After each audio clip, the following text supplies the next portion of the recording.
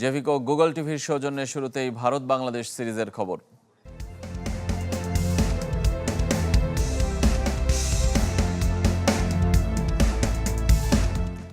কাল থেকে রঙিন পোশাকের ধুম ধারাক্কা ক্রিকেট শুরুর অপেক্ষায় ভারত বাংলাদেশ। গোয়ালিয়রের নতুন স্টেডিয়ামের প্রথম ম্যাচ এটি। একই সাথে সাকিব আল হাসান অবসর নেয়ার পরও টি-20 ফরম্যাটে প্রথম ম্যাচ খেলতে নামছে টাইগাররা। তাকে দল মিস করলেও নিজেদের শক্তি আর সামর্থ্যে আস্থা রাখছেন তাওহিদ হৃদয়। সন্ধ্যা 7:30টায় শুরু হবে ম্যাচটি। গোয়ালিয়র থেকে আশিক রুদ্রর রিপোর্ট। দুটি কারণে টি-20 ম্যাচটি ঐতিহাসিক। প্রথমত, গোয়ালিয়রের এই মাঠে প্রথম কোনো আন্তর্জাতিক ম্যাচ হতে যাচ্ছে, আর দ্বিতীয়ত সাকিব আল হাসান পরবর্তী যুগে টাইগারদের প্রথম ম্যাচ। সাকিবকে মিস করলেও এগিয়ে যেতে চায় বাংলাদেশ, কোনো কিছু ভেবে বাড়তি চাপ নিতেও নারাজ। ইন্টারন্যাশনাল ক্রিকেটে সবসময় কম বেশি চাপ থাকেই, তো চাপটা যদি মাথায় কাজ করে তাহলে আমার মনে হয় না যে পারফর্মটা আমরা ওইভাবে করতে পারবো। আমাদের সবসময় ফোকাস থাকে আমাদের প্রসেসের দিকে, আমরা কীভাবে পারফর্ম করতে পারবো, কীভাবে আমাদের আলটিমেটলি রেজাল্টটা আমাদের পরে আসবে। আমরা সবসময় এই দিকেই ফোকাস করি। সাকিব ভাই নাই, অবশ্যই সাকিব ভাইকে আমরা মিস করবো, একদিন না একদিন তো সবাইকে যেতেই হবে। সিন্ধিয়া স্টেডিয়ামের উইকেট কেমন হবে তা যেন এক রহস্য, তবে কালো মাটির উইকেট বলে কিছুটা মন্থর হবে বলে ধারণা করছে টিম ম্যানেজমেন্ট। যদিও মধ্যপ্রদেশ প্রিমিয়ার লিগে গড় স্কোর 180-র ওপরে।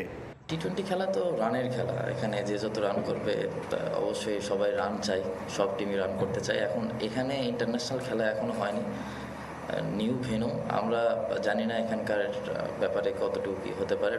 ডোমেস্টিক খেলা, ইন্টারন্যাশনাল খেলা। ভারতের দলটিতেও বড় তারকা নেই। বিশ্বকাপের পর এই ফরম্যাট থেকে অবসর নিয়েছেন বিরাট কোহলি, রোহিত শর্মা ও রবীন্দ্র জাদেজা। জাসপ্রীত বুমরা বিশ্রামে। আইপিএল মাতানো তরুণ ক্রিকেটারদের আধিক্য বেশি। মূলত 2026 বিশ্বকাপকে লক্ষ্য রেখে প্রস্তুত হতে চায় টিম ইন্ডিয়া।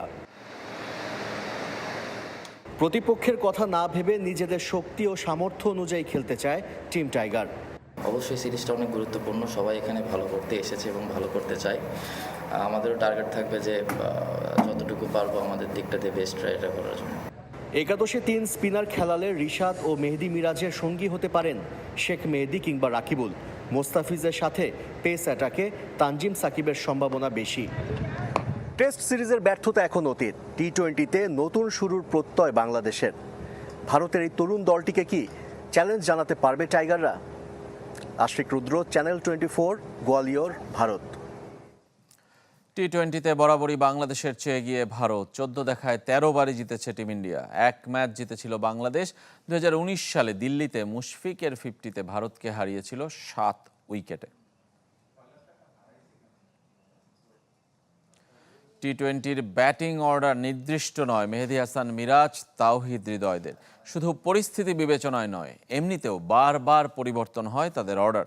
তবে দলকে দায় দিয়ে নয়, নিজের সামর্থ্যের প্রমাণ দিয়ে নির্দিষ্ট স্থান আদায় করে নিতে চান তাওহিদ হৃদয়। 3 ফরম্যাট মিলে ওপেনিং থেকে 10 নম্বর পজিশনে ব্যাটিং করেছেন মেহেদী হাসান, মিরাজ। টিম ম্যানেজমেন্টের সিদ্ধান্ত মেনে দলের ভেতরেই যাযাবরের মতো ঘুরে বেরিয়েছেন। ভারতের বিপক্ষেও তার ব্যাটিং অর্ডার কত হবে তা এখনও স্পষ্ট নয়, অথচ বরাবরই মিরাজ টপ অর্ডারে ব্যাট করতে আগ্রহী। নির্দিষ্ট কয়েকজন ছাড়া বাংলাদেশের কোন ক্রিকেটার কোন পজিশনে ব্যাট করে তার উত্তর পাওয়া বেশ কঠিন। মেহেদী মিরাজ একমাত্র উদাহরণ নয়, যে তালিকায় আছেন তাওহিদ হৃদয়ও। কোন পজিশনে খেলতে চান তা প্রকাশ করতেও স্বাচ্ছন্দ্য বোধ করেন না ডানহাতি ব্যাটার। এটা আমি বলতে চাচ্ছি না। আমি মনে করি টিম আমাকে যখন যেখানে নামাবে আমি টিমের জন্য ওইটাই ট্রাই করবো, যে টিমকে দেওয়ার জন্য কন্ট্রিবিউট, যেখানেই ফিল্ডিং করে হোক, ব্যাটিং করে হোক, যেভাবেই হোক আমি চাই যে টিমকে কন্ট্রিবিউট করা। 29 টি-20 ছোট্ট ক্যারিয়ারে 4টি ভিন্ন পজিশনে ব্যাট করেছেন তাওহিদ হৃদয়।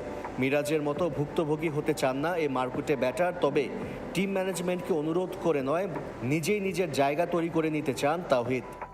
প্রত্যেকটা প্লেয়ারই দেখবেন যে ন্যাশনাল টিমে এসে সে তার পছন্দের জায়গা মতো পায় না, খেলতে পারে না। এই জায়গাটা ক্রিয়েট করতে হয়, এই জায়গাটা ডিজার্ভ করলে আস্তে আস্তে আমার মনে হয় যে এই জায়গাটা যখন ডিজার্ভ করবো তখন অটোমেটিক্যালি চলে আসবে। 8 বছরেও ব্যাটিং অর্ডারে নির্দিষ্ট জায়গায় থিতু হতে পারেননি মেহেদী মিরাজ। তাওহিদ হৃদয়ের অপেক্ষা কতদিনের? আশিক রুদ্র, চ্যানেল 24, গোয়ালিয়র, ভারত। বিপিএল এর খবর, 7 দল এখনো নিশ্চিত হয়নি। কয়েকটির বাকি ফ্র্যাঞ্চাইজি ফি, চূড়ান্ত নয় ক্রিকেটার কেনা বেচার পদ্ধতিও। আগের কজন থাকবে, নতুন দল কজনকে সরাসরি নিতে পারবে তা নিয়েও একমতে পৌঁছাতে পারেনি দলগুলো। এর মাঝেই 14 অক্টোবর আসছে প্লেয়ার্স ড্রাফট। প্লেয়ার্স ড্রাফটের বাকি সপ্তাহখানেক, তবে চূড়ান্ত হয়নি বিপিএল এর 7 ফ্র্যাঞ্চাইজি। সংকট সমাধানে দলগুলোর সাথে বৈঠক করেছেন বিসিবি সভাপতি। আগ্রহ প্রকাশ করলেও ফ্র্যাঞ্চাইজি ফি আর গ্যারান্টি মানি দিতে পারেনি রাজশাহী ও চট্টগ্রাম। নতুন করে 10 অক্টোবর পর্যন্ত সময় বেঁধে দিয়েছে বোর্ড। চ্যালেঞ্জ এখনো আছে, আমি বলবো না যে ঠিক হয়ে গেছে, কিছু পেমেন্ট বাকি আছে যেটা আমরা টাইম এগেন এক্সটেনশন করেছি। কিন্তু ডেডলাইন অনুযায়ী অর্থ পরিশোধ করতে ব্যর্থ হলে কি করবে বিসিবি, সে সিদ্ধান্ত হয়নি এখনো। বিসিবির দেয়া ডিরেক্ট সাইনিং ও রিটেন পলিসির প্রস্তাবনা নিয়ে মতভেদ নতুন ও পুরাতন ফ্র্যাঞ্চাইজিগুলোর মধ্যে। আমরা চাই যে একটা ডিরেক্ট সাইনিং হোক, বাকি সবাই ড্রাফটে যাক, fair level field of play থাকুক, তাহলে সবাই সমানভাবে করে নিয়ে নিতে পারবে। তাহলে আসলে ওই ডিবেটটাই নাই যে কার অ্যাডভান্টেজ কার ডিসঅ্যাডভান্টেজ। আমাদের রিটেনশনের ব্যাপারটা ভালো মতো কার্যকর হতো যদি আপনার 7টা টিমই থাকতো, বাট যেহেতু 7টা টিম নাই, যারা আছে তাদের এবং যারা আসবে তাদের ব্যালেন্স করার জন্য হলে আপনার কিছু অ্যাডজাস্টমেন্টের দরকার হয়। জাতীয় দলের মতো অনিশ্চয়তায় সাকিবের বিপিএল এ অংশগ্রহণ নিয়েও ভাবনায় রংপুর রাইডার্স। সরাসরি চুক্তির সুযোগ থাকলেও ফ্র্যাঞ্চাইজিটি ঝুঁকি নেবে কি? দেখেন, সাকিব বাংলাদেশের সবচেয়ে বড় প্লেয়ার, এটা নিয়ে কোনো ডাউট নেই, কিন্তু ওর অ্যাভেলেবিলিটি নিয়ে তো এখনো ডাউট আছে। Availability is not in my control. Ariful Islam, channel 24, Dhaka. ফুটবলের খবর, এএফসি চ্যালেঞ্জ লিগের জন্য বসুন্ধরা কিংসের সাথে যুক্ত হচ্ছেন সুলেমান দিয়াবাতে, জসুর জুমায়েভ এবং চার্লস দিদিয়ের। অনিশ্চয়তায় রবসন রবিনিওর ফেরা। 21 অক্টোবর ভুটান যাবে বাংলাদেশ চ্যাম্পিয়নরা। এর আগে চ্যালেঞ্জ কাপ জিতে রঙিন শুরুর লক্ষ্য কিংসের। বসুন্ধরা কিংসের 5 বিদেশি ফুটবলারের মধ্যে নতুন 2 জন আগে এসেছেন। 3 ব্রাজিলিয়ানের মধ্যে সম্প্রতি এসেছেন জোনাথন ফার্নান্দেজ। কিন্তু রবসন রবিনিও আর মিগুয়েল ফিগুয়েরা কবে আসবেন?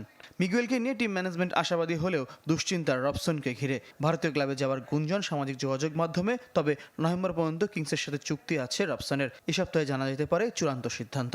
3 ব্রাজিলিয়ানের মধ্যে ফার্নান্দেজ এসে, মিগুয়েল হয়তো চলে আসবে 2-3 দিনের মধ্যে। রবসনেরটা কিছু দেরি হচ্ছে, তবে আশা করছি যে আমরা হয়তো বা 2 দিনের মধ্যে তার ব্যাপারে একটা পজিটিভ কিছু শোনাতে পারবো আপনাদেরকে। শুক্রবার শুরু হচ্ছে ঘরোয়া মৌসুম। নতুন আসর চ্যালেঞ্জ লিগে মনোযোগ কিংসের, তবে চিন্তায় এএফসি চ্যালেঞ্জ লিগ। এশিয়ান মঞ্চে শক্তি বৃদ্ধির জন্য অন্য ক্লাবের 3 বিদেশি ফুটবলার নিয়ে ভুটান যাবে বাংলাদেশ চ্যাম্পিয়নরা। মোহামেডানের সুলেমান দিয়াবাতে, ফর্টিজের জসুর জুমায়েভ এবং শেখ রাসেল ও চট্টগ্রাম আবাহনীর সাবেক ফুটবলার চার্লস দিদিয়ের রাকিব মুরসালিনদের সঙ্গী হচ্ছেন। আসরে বিদেশি ফুটবলার খেলানোর কোনো সীমা নেই। মোহামেডানের সুলেমান দিয়াবাতে আছেন, ফর্টিজের ডিফেন্ডার নামটা আমার এই মুহূর্তে মনে পড়ছে না। 2 জনকে আমরা চূড়ান্ত করছি যারা আমাদের দলের সাথে যাচ্ছে। এর বাইরে গতবার আমাদের টিমে খেলে যা চার্লস দিদিয়ের, সেও থাকছে আমাদের স্কোয়াডে। কন্ডিশনের সাথে মানিয়ে নেওয়ার জন্য 21 অক্টোবর ভুটান যাচ্ছে কিংস। ফিনল্যান্ডে বাধ্যতামূলক সামরিক প্রশিক্ষণে থাকা তারিক কাজীর এর আগেই দলে যোগ দেওয়ার কথা। ফয়জুল ইসলাম, চ্যানেল 24, ঢাকা।